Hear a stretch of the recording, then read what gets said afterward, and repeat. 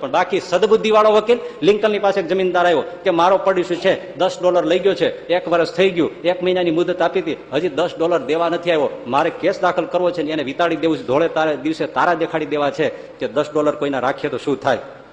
એટલે લિંકન કે દેખાડી જ દેવું જોઈએ, પણ મારી ફી $20 છે. અરે ભલે મારે તો પૈસાનો કોઈ પાર નથી, $10 ફી ભલે 20 હોય, લ્યો અત્યારે ને અત્યારે $20, બાકી $10 લઈ ગયો છે ને ઓકાવવા જ જોઈએ અને દેખાડી જ દેવું જોઈએ કે આવી રીતે 1 મહિના માટે લઈ ગયો ને વરસ થઈ જાય એટલે પાછું કઈ વાત ન ઉચ્ચારે. કેટલી વાર મેં કહ્યું છતાંય કાંઈ નહીં. લિંકન કે આપણે દેખાડી દઈએ, ધોળે દિવસે તારા દેખાડી દઈએ, $20 નાખ્યા ખીચામાં. જમીનદાર ગયો, હું કેસ તૈયાર કરું છું એમ કે બોલો ગયો.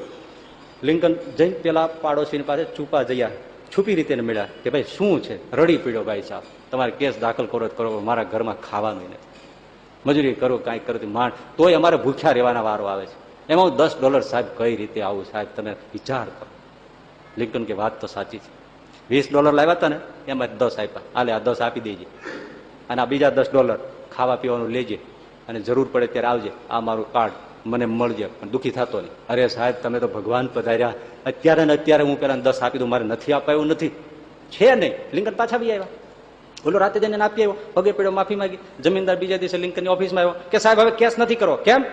આપણે કેસ કરવાનું વિચાર્યું ને એ એને ગંધ આવી ગઈ, કેવો સીધો થઈ ગયો બેટો, રાતે આવીને મારા પગમાં પડીને $10 દઈ ગયો. લિંકન કે દઈ ગયો ને બસ ત્યારે હવે નથી કરવું, નથી કરવું, કાગળે ફાડી નાખો. એ ગયો. લિંકન કે એમ નથી, પણ પૈસા આપ્યા તો આપીને દઈ ગયો છે, કઈ કેસ ન બીક એને નથી બિચારા. આને સદબુદ્ધિ કહેવાય.